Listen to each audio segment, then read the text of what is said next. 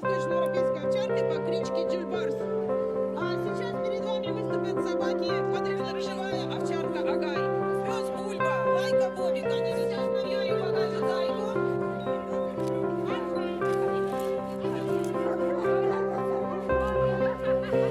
Шотландская овчарка Колли Дик.